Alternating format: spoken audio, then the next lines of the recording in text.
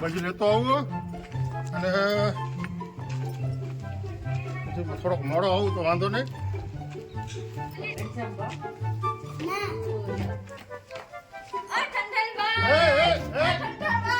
ઠંઠન પાલ કહેવાનું છે. ઠંઠન પાલ ઠંઠન પાલ ને કહેવાનું. ઠંઠન પાલ ને કહેવાનું.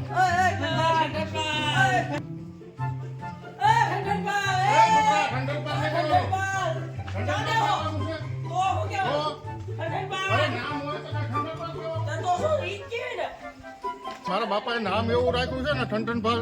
હવે તો ખરેખર નામ જ બદલીને આપવું છે. નામ બદલાવા જવું પડશે મારે.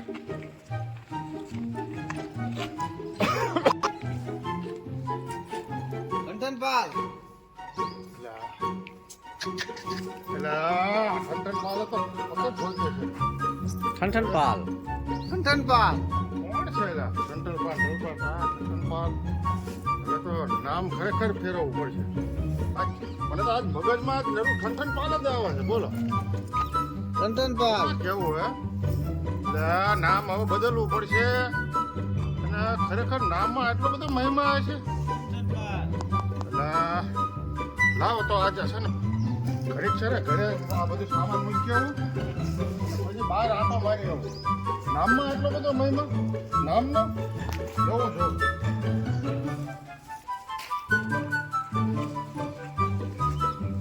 એ તો બહુ સારા છે, બહુ સારા છે.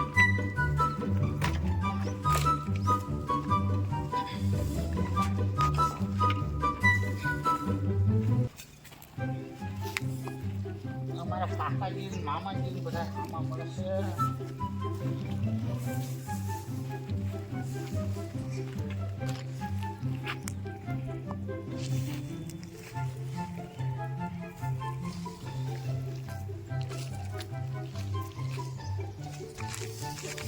તગારું બહુ ભરાઈ ગયું છે ને વજન છે. હવે કોક ચડાવનારું એ જો રસ્તામાં મળે ને તો સારું કહેવાય.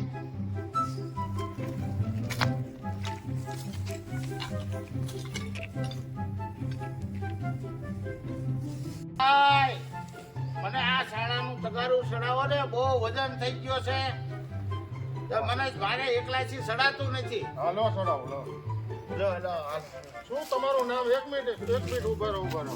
હા, શું તમારું નામ? શું તમારું? મારું નામ લક્ષ્મીબેન. લક્ષ્મી? હા, સાણા વિનતી લક્ષ્મી. હાલો હાલો હાલો હાલો કરાય. મારા ઘરે છોકરા રો છે. હાલો. સાણા વિનતી મેં તો લક્ષ્મી જોઈ.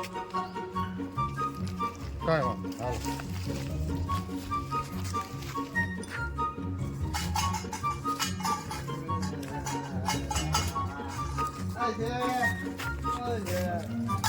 બોલો, બોલો. 10 રૂપિયા આપો ને.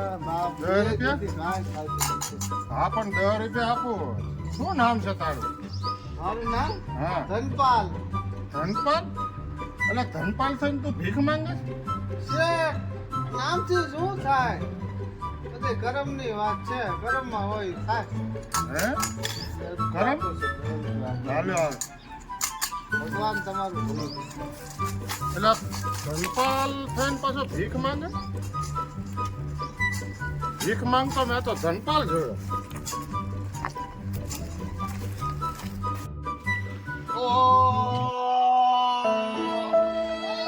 રામ બોલો ભાઈ રામ. રામ બોલો ભાઈ રામ.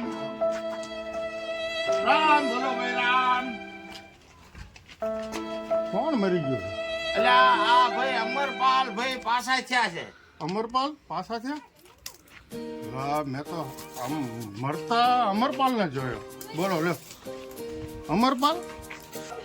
એટલે મેં તો મરતા અમરપાલ ને જોયો. અમરપાલ મરી જતો હોય છે? ખરું કહેવાય તો. હે ભગવાન, આજ તો શું શું જોયું મેં તો. સાણા મિલતી લક્ષ્મી જોઈ, ભીખ માંગતો ધનપાલ, મરતા મેં તો અમરપાલ જોયો. એ કરતા ઠીક છે ઠનઠનપાલ, નામમાં શું હોય એ કરતા બધું કર્મમાં હોય. એ કરતા ઠનઠનપાલ નામ બરાબર છે. સારું પાણી પી લઉં.